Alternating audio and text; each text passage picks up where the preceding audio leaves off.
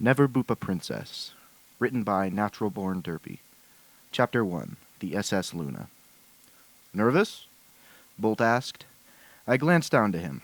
Bolt was one of Princess Celestia's personal guards, currently decked out in glimmering armor, alongside a spear. Still, not much of a threat in my mind, though, as he was hardly half my height. Why would I be nervous? I've met the princess before loads of times. I glanced at the set of double doors before us. Beyond them was the castle's lavish ballroom. Unless there are some rules I don't know about. Bolt coughed into a hoof. Actually, there is one rule you should know about. Never, and I mean never, boop a princess. Doing so sets off some ancient mechanism inside their brains that... Boop? I cut in bluntly. What does that even mean? You mean like to boop a princess in bed or something? 'Cause I don't do that, remember? I think I've made myself quite clear about that kind of stuff. First with Fluttershy, and then with Starlight Glimmer. Bolt shook his head. No, to boop a pony is to lightly tap a finger against their nose. I snorted. Oh, that? But I do that all the time. Honestly, I thought you ponies liked that kind of stuff. Before Bolt had a chance to react, I reached down and quickly tapped him on the nose. As if being struck by lightning, Bolt fell to the floor, giggling and grabbing his snout until tears of joy rolled down his face. After a good 30 seconds of that, Bulk awkwardly corrected himself and his spear and got back to his hooves. He glanced behind us to make sure no one had been watching. Please, Anthony, he hissed at me, not while I'm at work. Although, speaking of fingers and hands, I did have something I sort of wanted to talk to you about. Something you could help me with. Something hooves can't really do as well as hands. Oh? Anxiously, I scratched the back of my neck. Sure, I liked Bolt. He was a friend. We had a poker night each Friday with some of the other castle guards. But whatever he was asking sounded ominous. Need me to reach something down off the shelf? Bolt didn't meet my eyes. Not exactly. Help me tie your shoelaces? Thread a needle? We'll talk about it later. Remember now, no booping. The doors in front of us parted, and Bolt led me inside. What I viewed was basically what I'd expected to find at one of Canterlot's big get-togethers. Dozens upon dozens of fancy-looking ponies, food plates too small and dainty to be fully enjoyed, classical music band that knew one song and one song only, and would go on to play it for the rest of the night. At least there was Prince Blueblood to annoy.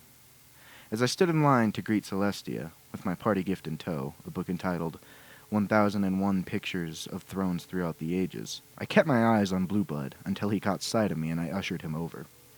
A running gag of mine was that the human way of greeting someone was by holding my hand up and making him jump to smack it with his hoof. Basically, a rather sloppy high five. I know for a fact that the only reason he even humors me anymore is strictly due to the strong diplomatic relations between Earth and Equestria. All eyes on my part. Anthony, Blueblood greeted me coolly. Glad to see you could attend. I grinned. The President of Earth sent me here specifically, more pony research and all that. Super. Blueblood somehow extended the word into a full sentence. President Mean must trust you a bit, Anthony being the only human in Equestria and all. I actually did name the fictional President of Earth Mr. Mean. Sounded more sinister that way. Oh, almost forgot the official greeting. I happily raised my hand. Blueblood stared at it as if he wanted to bite it. And here I thought we were done with this. Nope. Blueblood reached up, and up, and up, and eventually got onto his back legs in search of my hand. Unlike a jerk, I just kept it slightly out of his reach. I snickered to myself. It would be my last snicker for some time. Anthony, are you and my nephew getting along? While toying with Blueblood, I hadn't noticed Celestia standing behind me. When I turned, I didn't bother lowering my hand, meaning that my fingers landed directly on her snout. I didn't mean to do it, but I did it anyway. I'd officially booped the princess. Gasps instantly filled the room, along with one girlish shriek from Prince Blueblood. Celestia took a step back, wrinkling her nose, as if about to sneeze. It looked as if she might laugh at all, until an audible click could be heard from somewhere deep inside her head. After that, I very nearly spoiled my very best pair of jeans. Boop protocol engaged! Celestia shouted, steadily rising into the air. Very soon her eyes filled with a haunting red glow. An alarm sound blared as if nuclear fallout was about to commence. Then the countdown began. 10 minus 20, 19, 18. Far across the room, Bolt put 2 hooves to his head. "What did you do, Anthony? There was only one rule. One." He panicked, galloping in a circle. "Oh, someone please save his hands. I have plans for them." 15, 14. Something was revving up inside Celestia. Something machine-like. A heavy hoof fell to my shoulder. "You have made a rather heinous mistake here today," Princess Luna informed me. "Come, there is not a moment to lose. 11, 10. A bright flash of white light, and Luna and I teleported outside. Only instead of standing, I was on her back and she was rushing away from the castle. I could still hear Celestia's blaring countdown from within. "It was an accident, I swear!" Luna didn't bother turning to me. "Accident or not, you have put yourself in grave danger, Anthony. Once a princess has been officially booped, there is very little that can stop them from accomplishing their goal." "Okay," I said. "So what is Celestia's goal?" "To hunt you down, and not stop until she claims you." After that alarming fact, I shuddered. "Then what am I supposed to even do? Can you even hide from someone as powerful as Celestia?" "Perhaps." There was an explosion behind us, and I turned. The top half of the castle had been blown clear off. Now Celestia was rocketing into the air, a mixture of alicorn, fire, and cold machine all rolled into one. "Anthony!" she roared. "You shall be found!" It was odd. I know I should have been a lot more terrified at the moment than I was. Yet I still had the smallest smile. Everyone was getting my name right that day. Only took them 8 years. "Prepare yourself," Luna warned. It was clear I'd been teleported inside a submarine. Somewhere deep down in the ocean. If the curving metal walls and bleeping instruments all around us didn't make this evident enough, Luna's silly captain hat surely did. Honestly, it was like the first thing she grabbed once we boarded the sub.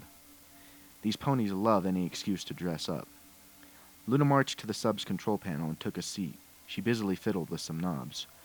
"Welcome to the SS Wet Luna, Anthony. 20,000 leagues under the sea." I wanted to laugh. I chewed on a knuckle instead.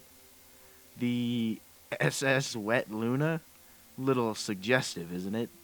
She turned to me. "Why? It is my sub. I am piloting it. It is in the water. Water is wet.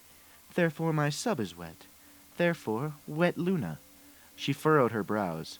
"I really don't understand why everyone keeps laughing at that." I let it slide. There were more important matters at hand. "Would you care for some food, Anthony?" Luna asked. "The sub's pantry should be well stocked." Exiting the control room, I found a kitchen area fast. I opened the fridge and suddenly felt a headache on the horizon. Inside the fridge was nothing but submarine sandwiches, stacked right to the top. Sure, I might have been hungry, having not eaten a single thing at dinner, but that didn't mean I was actually about to eat subs while stuck on a sub. Dr. Seuss logic be damned. That was when the entire sub, not the sandwich, was violently rocked to its side, along with the sound of twisting and breaking metal. I rushed back to the control room. "What was that?" I yelped. Beneath the controls, Luna gritted her teeth. "There is only one other working submarine in all of Equestria, and that one belongs to my sister. She has found us." Just to be sure, I used the sub's periscope to check. Also because I'd always wanted to use one. And yep, there was Celestia in her very own little submarine. I muttered out, "Damn ponies, dressing up and trying to kill me." A torpedo shot out of Celestia's sub, and had her very own cutie mark on it. Luna roughly pulled me away from the periscope. "The SS Moist Celestia is much too powerful for the SS Wet Luna. We must find somewhere else to hide." "Moist Celestia? Now you two are just doing this on purpose." "Hold your breath, Anthony." I must admit, it was pretty neat. I was on the moon, actually standing on it and everything. But sadly, since there was no oxygen on the moon, I was about to die. Great view, though. "Hold on a second, Anthony," Luna reassured me as I painfully clawed at my throat. "I'm trying to remember that bubble spell from many years ago. Okay, I believe I have it. Either there's a place a bubble around your head so you'll be able to breathe, or you'll burp until you pass out." Luna did her spell, and since I never ended up belching in her face, it must have been the right one. I took some much-needed oxygen before I asked. "So, the moon, huh? You think that'll keep Celestia away?" Luna exhaled. "Truly, I do not know. At the time, it seemed like the best option available. And since I have been here before, I am able to fast travel here whenever I wish. I nodded again. It didn't make a lick of sense, but I nodded regardless. You spent a lot of time up here. Yes, Luna answered, with a hint of sadness. A very, very long time. She pointed a hoof at the nearby boulder with a gaping hole in its front. That was my cave of sadness, I recall, spending countless nights in there writing poetry and songs.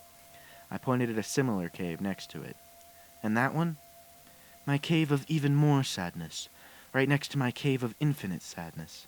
She rolled her eyes and huffed. Years ago, I was quite the drama princess.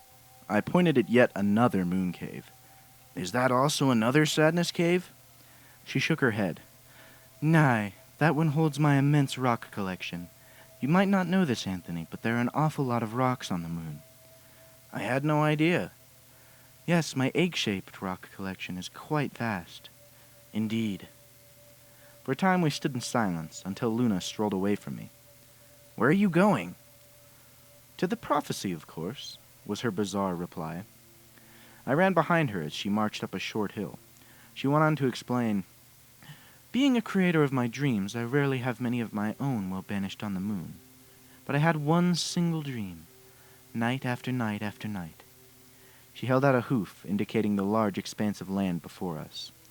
I believed it to be a prophecy, not of anything as grand as saving or destroying Equestria, but rather a personal prophecy, one detailing the only other soul in the universe that would grant me never-ending happiness and bliss.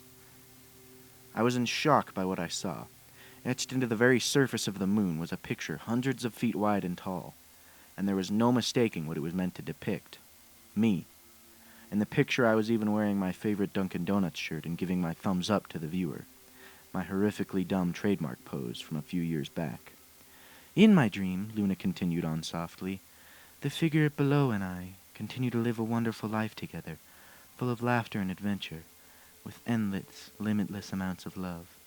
She turned to me, a faint blush on her cheeks. Do you think that perhaps you were the one that my dreams were telling me about? I thought about this for a while. If Luna really had been having dreams about me for years, then there really wasn't much I could refute.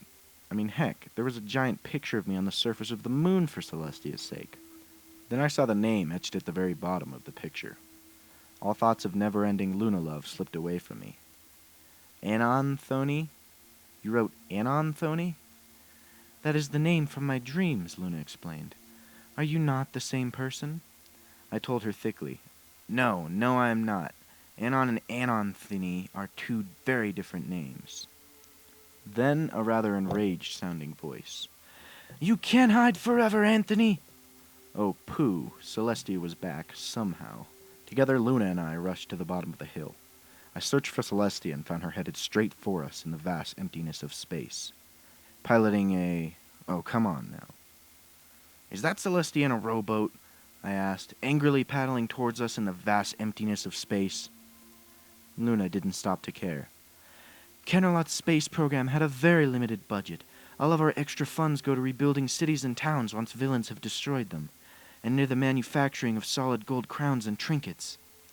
Stay right where you are, Celestia cried, each harsh row of her wooden paddles getting her another 100 yards across space. Give me 5 more minutes, and I will be there to deal with you personally. Oddly enough, we didn't stick around to greet her. The next place we ended up was as dark as a place could be. My thoughts whirred aimlessly. Where are we now? In the middle of Earth? In another dimension? On the back of some giant turtle? In the godforsaken suitcase of some ancient god? Hush, Anthony, Luna said somewhere close. We are back in Canterlot.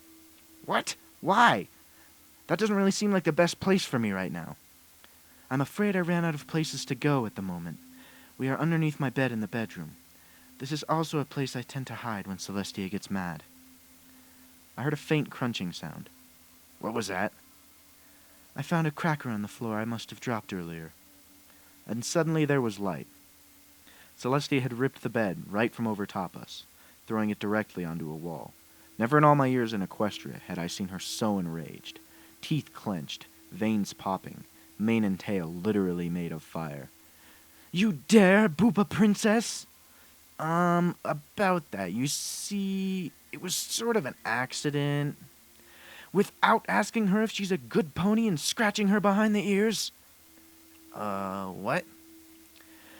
For your crimes against Equestria, we hereby sentence you to 2 weeks cuddle dungeon. I could hear Luna munching on another cracker beside me. It is actually not as bad as it sounds.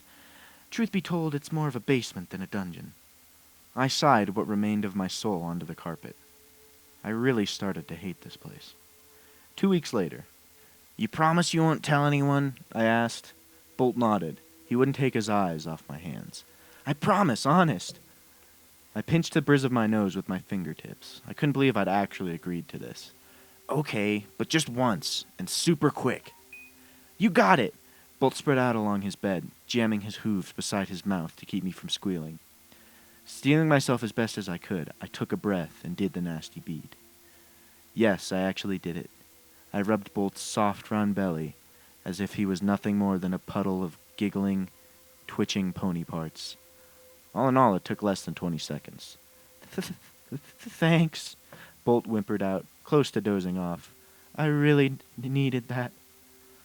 Don't mention it. Seriously, don't mention it. I headed for the door. You know, if you charged bits, you could make a lot of money doing stuff like that. I lowered my head. Please, don't go making this any more awkward than it needs to be. See you at poker on Friday? Whatever, Bolt. Alright, guys, thanks so much to Arcane Sphere 12 Nielsen for sending that one in. Sorry if I butchered your name there. I really appreciate that. I won't be able to get to every story you guys send me, just strictly because it's actually surprising how long these things take to make, because I have to go back and I mess up a lot when I read, just don't say things right, mess up, stutter, so I have to go back and re-record it. But we are almost at 100 subscribers, guys, so that is really, really awesome. And I really appreciate all the support. I know I say that every video, but it's awesome to see. So thank you guys so much for watching. I really appreciate it, and I hope you have an awesome rest of your day. Also, I'm really sorry about the static in this one. I should have that fixed by the next video.